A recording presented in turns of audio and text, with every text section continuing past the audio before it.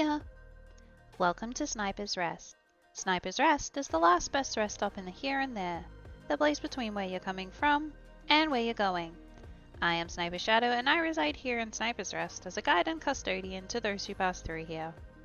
I visit the world within the multiverse often, but I am always here to guide and care for the travelers such as yourself that pass through the here and there. Welcome, my friend!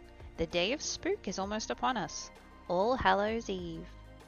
What are your plans this year? Well, whatever you're up to, I do so hope you enjoy it, my friend. I shall be spending this year with a spooky book. Perhaps I shall spend some time in the Minecraft dimension. I've been working on a project there lately. Please take a rest here before continuing on your journey. Frank's off in the garden today, helping our dear friend and very good farmer tend to the plants and animals that reside there. Frank ever so loves to help, even if he's not very good at it. Today we continue A Journey to the Center of the Earth by Jules Verne. We left our explorers in a confused state last week. They appear to have ended up back where they started. Do they continue? Do they turn back? Let's find out. Chapter 37. The Lidenbrock Museum of Geology. How shall I describe the strange series of passions which in succession shook the breast of Professor Lidenbrock?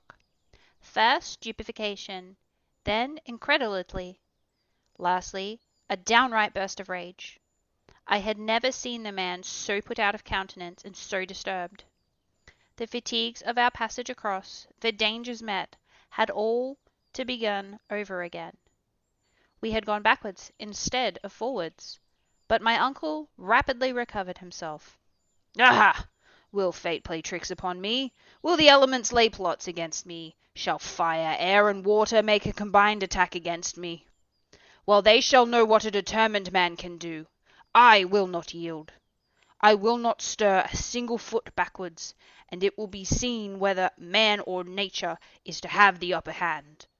Erect upon the rock, angry and threatening, Otto Lidenbrock was a rather grotesque, fierce parody upon the fierce Achilles defying the lightning. But I thought it is my duty to interpose and attempt to lay some restraint upon this unmeasured fanaticism. "Just listen to me," I said firmly. "Ambition must have a limit somewhere. We cannot perform impossibilities. We are not at all fit for another sea voyage. Who would dream of undertaking a voyage of 500 leagues upon a heap of rotten planks, with a blanket in rags for a sail, a stick for a mast, and fierce winds in our teeth? We cannot steer. We shall be buffeted by the tempests, and we should be fools and madmen to attempt to cross a second time." I was able to develop this series of unanswerable reasons for 10 minutes without interruption. Not that the professor was paying any respectful attention to his nephew's arguments, but because he was deaf to all of my eloquence. "To the raft!" he shouted. Such was his only reply. It was no use for me to entreat, supplicate, get angry, or do anything else in the way of opposition. It would only have been opposing a will harder than granite rock. Hans was finished with the repairs of the raft. One would have thought that this strange being was guessing at my uncle's intentions. With a few more pieces of Strutterbrand he had refitted our vessel. A sail already hung from the new mast, and the wind was playing in its waving folds. The professor said a few words to the guide, and immediately he put everything on board and arranged every necessary for our departure. The air was clear, and the northwest wind blew steadily. What could I do? Could I stand against the two? It was impossible. But if Hans had taken my side... But no, it was not to be. The Icelander seemed to have renounced all will of his own, and made a vow to forget and deny himself. I could get nothing out of a servant so feudalized, as it were, to his master. My only course was to proceed. I was therefore going with as much resignation as I could find to resume my accustomed place on the raft, when my uncle laid his hand upon my shoulder. "We shall not sail until tomorrow," he said. I made a movement intended to express resignation. "I must neglect nothing," he said. "And since my fate has driven me on this part of the coast, I will not leave it until I have examined it." To understand what followed, it must be borne in mind that through circumstances hereafter to be explained, we were not really where the Professor was supposed we were. In fact, we were not upon the north shore of the sea. "Now let us start upon fresh discoveries," I said. And leaving Hans to his work, we started off together. The space between the water and the foot of the cliffs was considerable. It took half an hour to bring us to the wall of rock. We trampled under our feet numberless shells of all the forms and size which existed in the earliest ages of the world. They had been the coverings of those gigantic glyptodons, or armadillos, of the Pliocene period, of which the modern tortoise is but a miniature representative. The soil was besides this scattered with stony fragments, boulders rounded by water action, and ridged up in successive lines. I was therefore led to the conclusion that at one time the sea must have covered the ground on which we were treading. On the loose and scattered rocks, now out of the reach of the highest tides, the waves had left manifest traces of their power to wear their way into the hardest stone. This might up to a certain point explain the existence of an ocean 40 leagues beneath the surface of the globe, but in my opinion this liquid mass would be lost by degrees farther and farther within the interior of the earth, and it certainly had its origin in the waters of the ocean overhead, which had made their way hither through some fissure. Yet it must be believed that the fissure is now closed, and that all this cavern, or immersed reservoir, was filled in a very short time. Perhaps even this water, subjected to the fierce action of central heat, had been partly resolved to vapour. This would explain the existence of those clouds suspended over our heads, and the development of that electricity which raised such tempests within the bowels of the earth. This theory of phenomena we had witnessed seemed satisfactory to me, for however great and stupendous the phenomena of nature, fixed physical laws will, or may, always explain them. We were therefore walking upon sedimentary soil, the deposits of water of former ages. The Professor was carefully examining every little fissure in the rocks. Wherever he saw a hole, he always wanted to know the depth of it. To him this was important. We had traversed the shores of the Lidenbrock Sea for a mile, when we observed a sudden change in the appearance of the soil. It seemed upset, contorted and convulsed, by a violent upheaval of the lower strata. In many places depressions or elevations gave witness to some tremendous power affecting the dislocation of the strata. We moved with difficulty across these granite fissures and chasms, mingled with silex, crystals of quartz, and alluvial deposits, when a field, nay, more than a field, a vast plain of bleached bones lay spread before us. It seemed like an immense cemetery, where the remains of 20 ages mingled their dust together. Huge mounds of bony fragments rose stage after stage in the distance. They undulated away to the limits of the horizon, and melted in the distance in a faint haze. There within 3 square miles were accumulated the materials for a complete history of the animal life of ages, a history scarcely outlined in 2 recent strata of the inhabited world. But an impatient curiosity impelled our steps, crackling and rattling. Our feet were trampling on the remains of prehistoric animals and interesting fossils, the possession of which is a matter of rivalry and contention between the museums of great cities. 1,000 Cuviers could never have reconstructed the organic remains deposited in this magnificent and unparalleled collection. I stood amazed. My uncle had unlifted his long arms to the vault which was our sky, his mouth gaping wide, his eyes flashing behind his shining spectacles, his head balancing with an up and down motion. His whole attitude detonated unlimited astonishment. Here he stood, facing an immense collection of scattered Lipotheria, Microtheria, Liphodida, Anothera, Megatheria, mastodons, Prolothepicae, pterodactyls, and all kinds of extinct monsters here assembled together for his special satisfaction. Fancy an enthusiastic bibliomaniac suddenly brought into the midst of the famous Alexandrian library, burnt by Omar, and restored by a miracle from its ashes. Just such a crazed enthusiast was my uncle, Professor Lidenbrock. But more was to come, when, with a rushing through clouds of bone dust, he laid upon a single bare skull, and cried with a voice trembling with excitement, "Axel! Axel, a human head!" "A human skull!" I cried, no less astonished. "Yes, nephew. Ah! M. Milne Edwards. Ah! M. de Quarterphage. How you wish you were standing here at the side of Otto Lidenbrock." Chapter 38.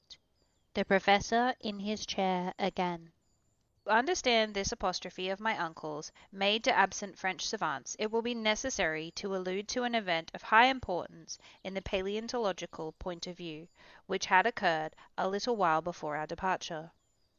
On the 28th of March, 1863, some excavators, working under the direction of M. Boucher de Perrence, in the stone quarries of Moulin-Quegong, near Abbeville, in the department of Somme, found a human jawbone 14 feet beneath the surface. It was the first fossil of this nature that had ever been brought to light. Not far distant were found stone hatchets and flint arrowheads stained and encased by the lapse of time with a uniform coat of rust. The noise of this discovery was very great, not in France alone, but in England and in Germany. Several savants of the French Institute, among them M. Milne Edwards and de Quarterphages, saw at once the importance of this discovery, proved to demonstration the geniuses of this bone in question, and became the most ardent defendants in what the English call the trial of the jawbone. To the geologists of the United Kingdom, who believed the certainty of the fact, Messrs. Falconer, Busk, Carpenter, and others, scientific Germans, were soon joined, and among them, the forwardest and most fiery and most enthusiastic, was my uncle Lidenbrock. Therefore the geniuses of a fossil human relic of the Quaternary period seemed to be incontestably proved and admitted. It is true that this theory, with the most obstinate opponent, in M. Elie de Beaumont, this high authority maintained that the soil of Moulin-Quegong was not jovial at all, but was of much more recent formation, and agreeing in that with Cuvier, he refused to admit that the human species could be contemporary with the animals of the Quaternary period. My uncle Lidenbrock, along with the great body of geologists, had maintained his ground, disrupted and argued until M. Elie de Beaumont stood almost alone in his opinion. We all knew these details, but were not aware that since our departure the question had advanced to farther stages. Other similar maxillaries, though belonging to individuals of various types and different nations, were found in the loose grey soil of a certain grotto in France, Switzerland, and Belgium, as well as weapons, tools, earthen utensils, bones of children and adults. Therefore the existence of man in the Quaternary period seemed to become daily more certain. Nor was this all. Fresh discoveries of remains in the Pleistocene formation had emboldened other geologists to refer back to human species to a higher antiquity still. It is true that these remains were not human bones, but objects bearing the traces of his handiwork, such as fossil leg bones of animals, sculptured and carved evidently by the hands of man. Thus at one bound the record of the existence of man receded far back into the history of the ages past. He was a predecessor of the mastodon. He was a contemporary of the southern elephant. He lived 100,000 years ago, when according to geologists the Pleistocene formation was in progress. Such then was the state of paleontological science, and what we knew of it was sufficient to explain our behaviour in the presence of this stupendous Golgotha. Any one may now understand the frenzied excitement of my uncle when, 20 yards farther on, he found himself face to face with a primitive man. It was a perfectly recognizable human body, had some particular soil, that of the cemetery of St. Michael's at Bordeaux, presented it thus for so many ages. It might be so. But this dried corpse, with its parchment-like skin drawn tightly over the bony frame, the limbs still preserving their shape, sound teeth, abundant hair, and finger and toenails of frightful length, this desiccated mummy startled us by appearing just as it had lived countless ages ago. I stood mute before this apparition of remote antiquity. My uncle, usually so garrulous, was struck dumb likewise. We raised the body. We stood it up against a rock. It seemed to stare at us out of its empty orbits. We sounded with our knuckles his hollow frame. After some moments' silence, the Professor was himself again. Otto Lidenbrock, yielding to his nature, forgot all of the circumstances of our eventful journey, forgot where we were standing, forgot the vaulted cavern which contained us. No doubt he was in mind back again in his Johannem, holding forth to his pupils, for he assumed his learned air, and addressing himself to an imaginary audience, he proceeded thus. Gentlemen, I have the honor to introduce you to a man of the quaternary or post-tertiary system. Eminent geologists have denied his existence. Others no less eminent have affirmed it. The St. Thomases of paleontology, if they were here, might now touch him with their fingers and would be obliged to acknowledge their error. I am quite aware that the science has to be on its guard with discoveries of this kind. I know what capital enterprising individuals like Barnum have made out of fossil men. I have heard the tale of the knee-pan of Ajax, the pretend body of Orestes, claimed to have been found by the Spartans, and of the body of Asturias, 10 cubits long, of which the Parnassus speak. I have read the reports of the skeleton of Trapani, found in the 14th century, which was at the time identified as that of Polyphemus, and the history of the giant unearthed in the 16th century near Palermo. You know as well as I do, gentlemen, that the analysis made at the Lucerne in 1577 of those huge bones, which the celebrated Dr. Felix Plater affirmed to be those of a giant 19 feet high, have gone through the treatises of Cassianon, and all those memoirs, pamphlets, answers, and rejoinders published respected the skeleton of Tetioboschus, the invader of Gaul, dug out of a sandpit in the Gefrenin in 1613. In the 18th century, I would have stood up for Schwartz's preeminent man against Peter Campet.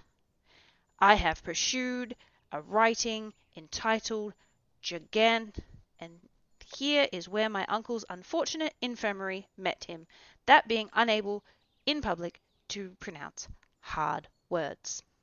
The pamphlet entitled Gigant, he could get no further. Gigantio. It could not be done. The unlucky word would not come out. At the Johannem there would have been a laugh. Gigantoteleogy. At last the Professor burst out, between two words which I shall not record here. Then, rushing on with renewed vigour and great animation. Yes, gentlemen, I know all these things and more. I know that the Cuvier and Blumenbach have recognized these bones as nothing more remarkable than the bones of the mammoth and other mammals of the post-tertiary period. But in the presence of this specimen, to doubt would be to insult science. There stands the body. You may see it, touch it. It is not a mere skeleton. It is an entire body preserved for a purely anthropological end and purpose. I was good enough not to contradict this startling assertion. If I could only wash it in a solution of sulphuric acid, pursued my uncle, I should be able to clear it from all the earthly particles and the shells which are encrusted about it. but I do not possess that valuable solvent. Yet, such as it is, the body shall tell us its own wonderful story." Here the Professor lay hold of the fossil skeleton and handled it with the skill of a dexterous showman. "You see," he said, "that is not 6 feet long, and that we are still separated by a long interval from the pretended race of giants. As for the family to which it belongs, it is evidently Caucasian. It is the white race, our own. The skull of this fossil is a regular oval rather than ovoid. It exhibits no prominent cheekbones, no projecting jaws. It presents no appearance of that prognathism which diminishes the facial angle. Measure that angle.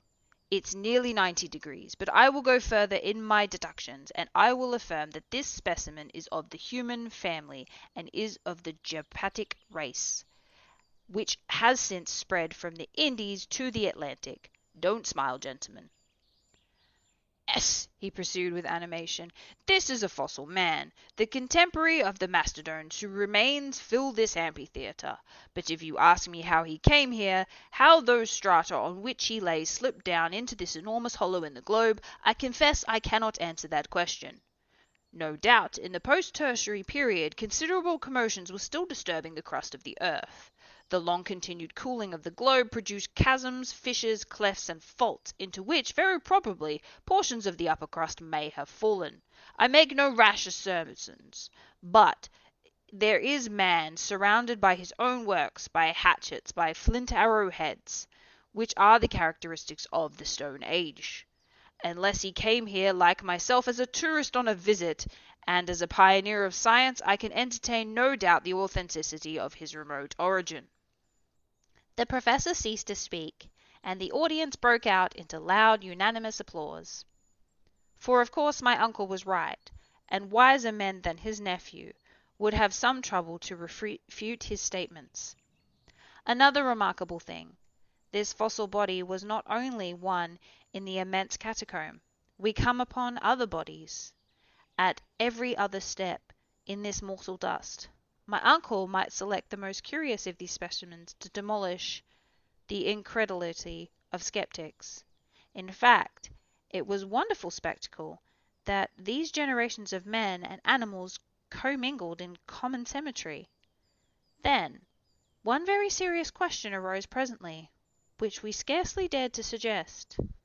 Had all those creatures slided through the great fissure in the crust of the earth down to the shores of the Lidenbrock Sea, where they were dead and turning to dust, or had they lived, grown, and died here in the subterranean world under a false sky, just like the inhabitants of the upper earth? Until present time we had seen alive only marine monsters and fish. Might not some living man, of native of the abyss, be yet a wonder below this desert strand? Chapter 39. Forest Scenery Illuminated by Electricity. For another half an hour we trod upon pavement of bones. We pushed on, impelled by a burning curiosity. What other marvels did this cavern contain? What new treasures lay here for science to unfold? I was prepared for any surprise, my imagination was ready for any astonishment, however astounding. We had long lost sight of the seashore behind the hills of bones. The rash Professor, careless of losing his way, hurried me forward. We advanced in silence, bathed in the luminous electric fluid. By some phenomenon, which I am unable to explain, it lighted up all sides of every object equally. Such was its diffusiveness, that there being no central point from which the light emanated, that shadows no longer existed. You might have thought yourself under the rays of a vertical sun in a tropical region at noonday and at the height of summer. No vapor was visible. The rocks, the distant mountains, a few isolated clumps of forest trees in the distance, presented a weird and wonderful aspect under these totally new conditions of a universal diffusion of light. We were like Hoffmann's shadowless man. After walking a mile, we reached the outskirts of a vast forest, but not one of those forests of fungi which bordered on Port Gräuben. Here was the vegetation of the Tertiary period in its fullest blaze of magnificence. Tall palms belonging to species no longer living, splendid palmacites, firs, yews, cypress trees, sedges, representations of conifers, all linked together by tangled networks of long climbing plants. A soft carpet of moss and hepaticus luxuriously clothed in the soil. A few sparkling streams ran almost in silence under what would have been the shades of trees, but that there was no shadow. On their banks grew tree ferns similar to those we grow in hothouses, but a remarkable feature was the total absence of colour in all those trees, shrubs, and plants, growing without the life-giving heat and light of the sun. Everything seemed mixed up and confused in one uniform grey-silver or light-brown tint, that of fading and faded leaves. Not a green leaf anywhere, and flowers, which were abundant enough in the Tertiary period, which gave birth to flowers, looked like brown paper flowers without colour or scent. My uncle Lidenbrock ventured to penetrate under this colossal grove. I followed him, not without fear. Since nature had here provided vegetable nourishment, why should not the terrible mammals be there too? I perceived in the broad clearings left by fallen trees, decayed with age, leguminous plants, acneae, ruberi, and other edible shrubs, dear to ruminant animals at every period. Then I observed, mingled together in confusion, the trees of countries far apart on the surface of the globe. The oak and palm were growing side by side. The Australian eucalyptus leaned against the Norwegian pine. The birch tree of the north mingled its foliages with the New Zealand quercus. It was enough to distance the most indigenous classifier of tertiary botany. Suddenly I halted. I drew back my uncle. The diffused light revealed the smallest object in the dense and distant thickets. I had thought I saw, no, I did see with my own eyes vast colossal forms moving amongst the trees. They were gigantic animals. It was a herd of mastodons, not fossil remains, but living, and resembling those the bones of which were found in the marshes of Ohio in 1801. I saw huge elephants whose long flexible trunks were grouting and turning up the soil under the trees like a legion of serpents. I could hear the crashing noise of their long ivory tusks boring into the decaying trunks. The boughs cracked, and the leaves torn away by cartloads went down the cavernous throats of the vast brutes. So then, the dream in which I had had a vision of the prehistoric world, of the tertiary and post-tertiary periods, was now realized, and there we were alone, in the bowels of the earth, at the mercy of its wild inhabitants. My uncle was gazing with intense and eager interest. "Come on," he said, seizing my arm. "Forward! Forward!" "No, I will not!" I cried. "We have no firearms. What could we do in the midst of a herd of these 4-footed giants? Come away, uncle, come. No human being may with safety dare the anger of these monstrous beasts." "No human creature!" replied my uncle in a lower voice. "You are wrong, Axel. Look down there. I fancy I see a living creature similar to ourselves. It is a man." I looked, shaking my head incredulously. But though at first I was unbelieving, I had to yield to the evidence of my senses. In fact, at a distance of a quarter-mile, leaning against the trunk of a gigantic curry, stood a human being, the Proteus of those subterranean regions, a new son of Neptune, watching this countless herd of mastodons. Yes, truly, huge as still himself, it was no longer a fossil being like him whose dried remains we had easily lifted up in the field of bones. It was a giant, able to control those monsters. In stature he was at least 12 feet high. His head, huge and unshapely as a buffalo's, was half hidden in the thick and tangled growth of his unkempt hair. It most resembled the mane of the primitive elephant. In his hand he wielded with ease an enormous bow, a staff, worthy of this shepherd of the geological period. We stood, petrified and speechless with amazement. But he might see us. We must fly. "Do! Come!" I said to my uncle, who for once allowed himself to be persuaded. In another quarter of an hour our nimble heels had carried us beyond the reach of this horrible monster. And yet now that I can reflect quietly, now that my spirit has grown calm again, now that months have slipped by since this strange and supernatural meeting, what am I to think? What am I to believe? I must conclude that it was impossible, that our senses had been deceived, that our eyes did not see what we supposed they saw. No human being lives in this subterranean world. No generation of men dwells in those inferior caverns of the globe, unknown to and unconnected with the inhabitants of the surface. It is absurd to believe it. I had rather admit it may have been some animal whose structure resembled the human, some ape or baboon of the early geological ages, some protopithia, or some mesopithia, some early or middle ape, like that discovered by Mr. Lartet in the bone cave of Sansu. But this creature surpassed in stature all the measurements known in modern paleontology. But that man, a living man, and therefore whose generations doubtless besides should be buried there in the bowels of the earth, is impossible. However, we left behind us the luminous forest, dumb with astonishment, overwhelmed and struck down with a terror which amounted to stupefaction. We kept running on for the fear of the horrible monster might be on our track. It was a flight, a fall, like the fearful pulling and dragging which is peculiar to nightmare. Instinctively we got back to the Lidenbrock sea, and I cannot say to what vagaries my mind would have carried me but for circumstances which brought me back to a practical matter. Although I was certain that we were now treading upon soil not hitherto touched by our feet, I often perceived groups of rocks which reminded me of those about Port Gräuben. Besides, this seemed to confirm the indications of the needle, and to show that we had against our will returned to the north of the Lidenbrock Sea. Occasionally we felt quite convinced. Brooks and waterfalls were tumbling everywhere from the projections in the rocks. I thought I recognized the bed of Sturbrand, our faithful Hansbach, and the grotto in which I had recovered life and consciousness. Then a few paces farther on, the arrangement of the cliffs, the appearance of an unrecognized stream, or a strange outline of rock, came to throw me again into doubt. I communicated my doubts to my uncle. Like myself, he hesitated. He could recognize nothing against this monotonous scene.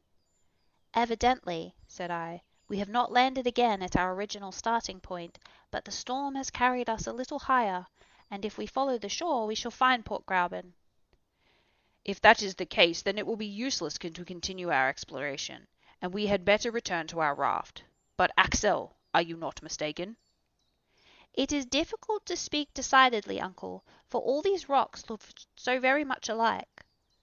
Yet I think I recognize the portonomy, at the foot of which Hans constructed our launch. We must be very near the little port, if indeed this is not it," I added, examining the creek, which I thought I recognized. "No, Axel, we should at least find our own traces, and I see nothing."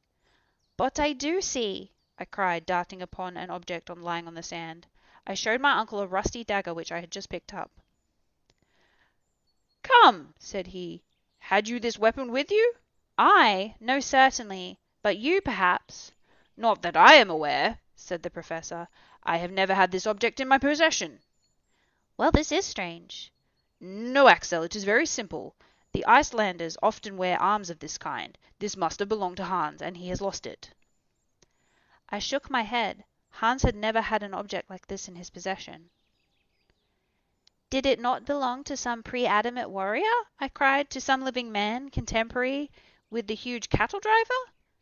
But no, this is not a relic of the Stone Age. It is not even of the Iron Age. This blade is steel." My uncle stopped me abruptly, on my way to a dissertation which would have taken me a long way, and said coolly, "Be calm, Axel, and reasonable. This dagger belongs to the 16th century. It is a poignard. Such a gentleman carried it on their belts, to give the coup de grace. Its origin is Spanish. It was never either yours, or mine, or the hunter's, nor did it belong to any of those human beings who may or may not inhabit this inner world. See, it was never jagged, like this by cutting men's throats. This blade is coated with rust, neither a day nor a year nor 100 years old. The professor was getting excited, in according to his wont, and was allowing his imagination to run away with him. Axel, we are on the way towards a grand discovery. This blade has been left on the strand from 1 to 300 years. It has blunted its edge upon the rocks that fringe this subterranean sea. But it has come alone. It has not twisted itself out of shape. Someone has been here before us. Yes, a man has. And who was that man? A man who engraved his name somewhere with that dagger. A man who wants more to mark the way to the center of the earth. Let us look about. Look about! And, wonderfully interested, we peered all the way along the high wall, peeping into every fissure which might be open out into a gallery. So we arrived at a place where the shore was much narrowed. Here the sea came up to lap the foot of the cliff, leaving a passage no wider than a couple of yards. Between two boldly projecting rocks appeared the mouth of a dark tunnel. There, upon this granite slab, appearing two mysterious graven letters, halfway eaten by time, there were initials of a bold and daring traveller. "A.S.!" shouted my uncle. "Arni Skinnarsum! Arni Skinnarsum everywhere!" Chapter 40. Preparations for blasting a passage to the centre of the earth. Since the start upon this marvellous pilgrimage, I had been through so many astonishments that I might as well be excused for thinking myself well hardened against any further surprise.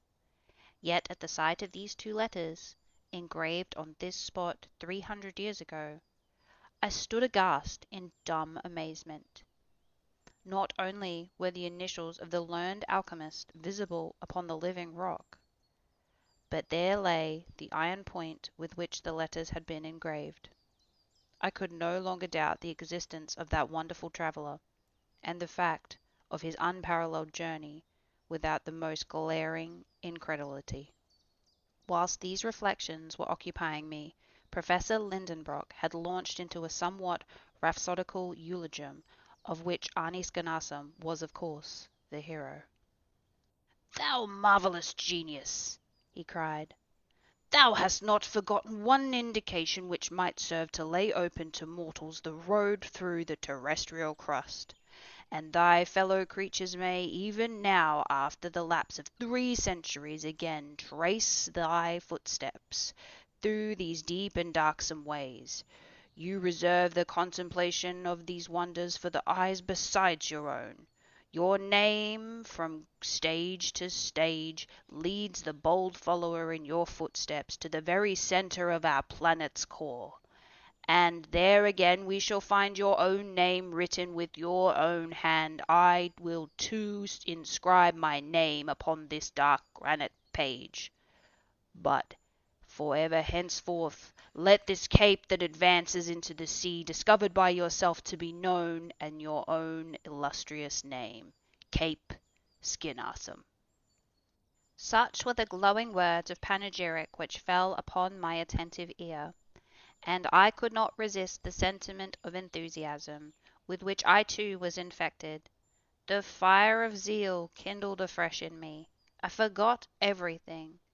I dismissed from my mind the past perils of the journey, the future danger of our return. That which another had done, I suppose we might do also.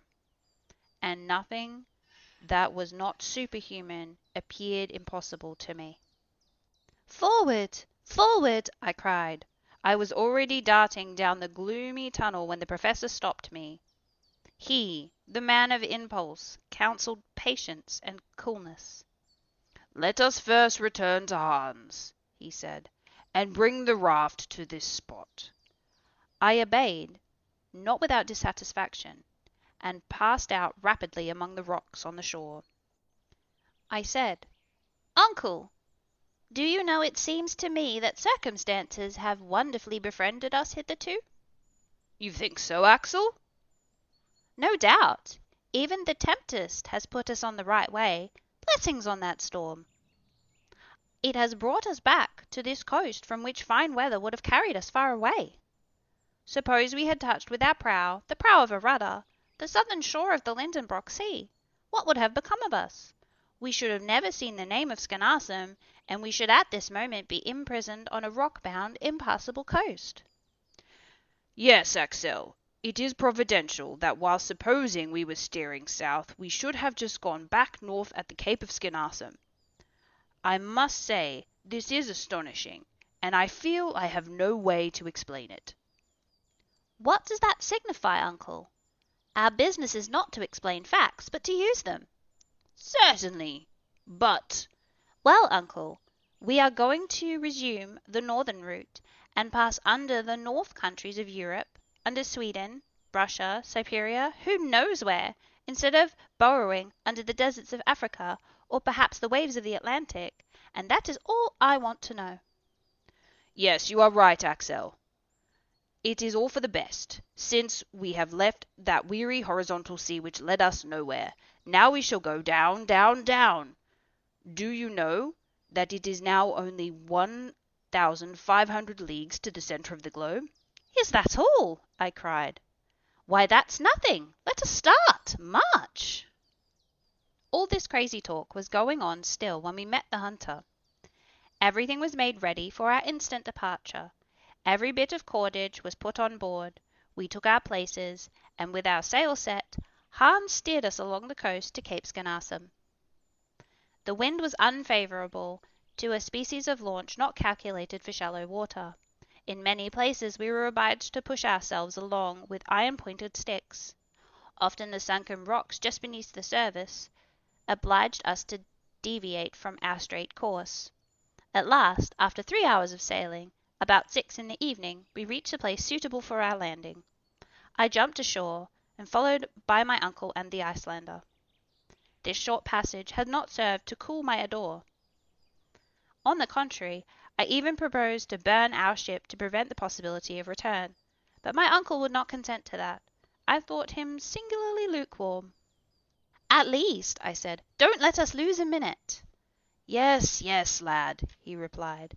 But first let us examine this new gallery to see if we shall require our ladders. My uncle put his Ruhmkorff's apparatus in action. The raft moored on the shore was left alone.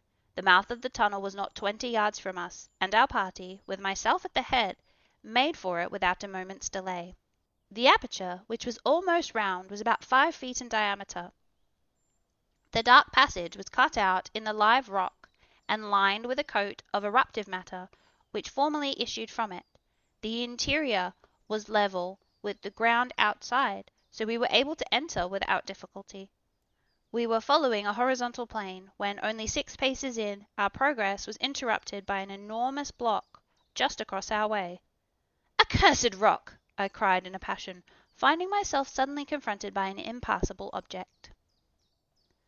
Right and left we searched, in vain, for a way up and down, side to side. There was no getting any farther. I felt fearfully disappointed, and I would not admit that the obstacle was final. I stopped. I looked underneath the block. No opening. Above, granite still. Hans passed his lamp over every portion of the barrier in vain. We must give up all hope of passing it. I sat down in despair. My uncle strode from side to side in the narrow passage. "But how was it with Scannarsum?" I cried. "Yes," said my uncle. "Was he stopped by this stone barrier?" "No, no," I replied with animation. "This fragment of rock has been shaken down by some shock or convulsion, or by one of those magnetic storms which agitate these regions.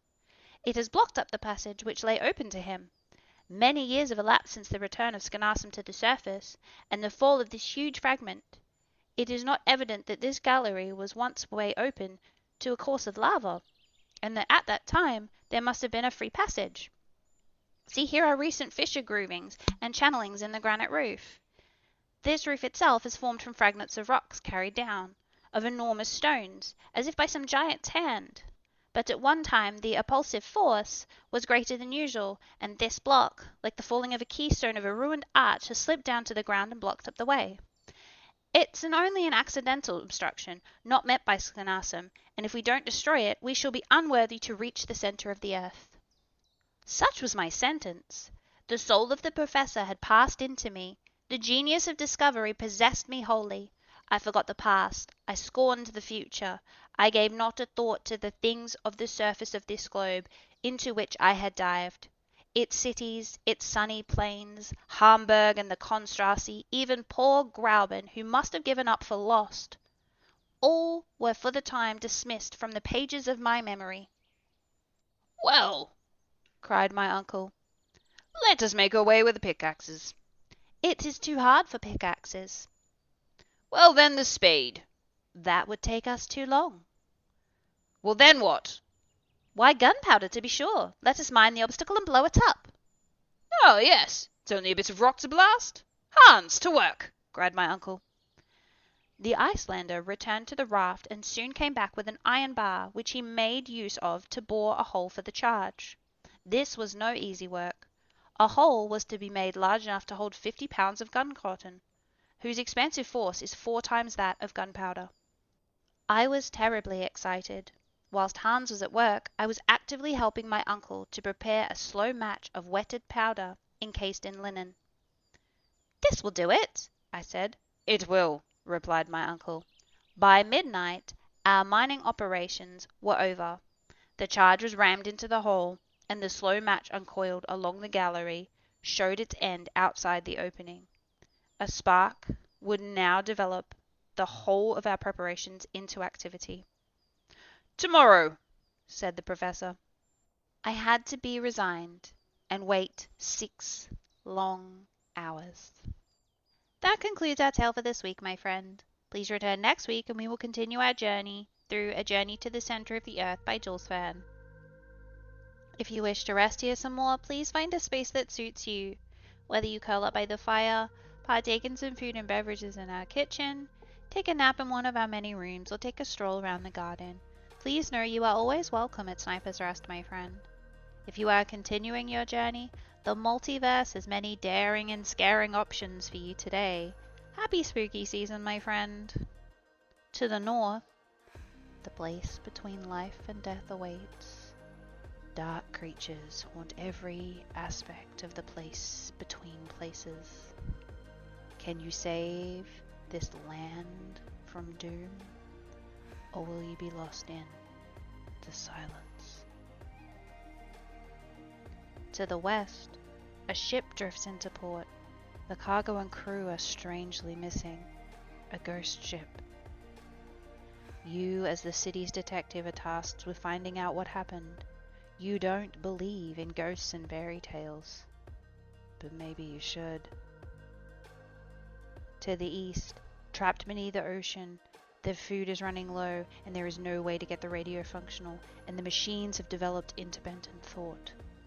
An omnipresent AI lurks around every bend, corrupt human, twisted experiments and horrible creations. You have no means of fighting back, so run. And if you are making your own way out there, good luck, my friend. Wherever you end up, wherever you come from, wherever you're going, thank you for spending some time here with us at Sniper's Rest. Remember to take care of yourself, be kind to others, hydrate, take a moment to look out into the world and marvel at how incredible it all is. How incredible you are, friend. Until next time, please take care on your way.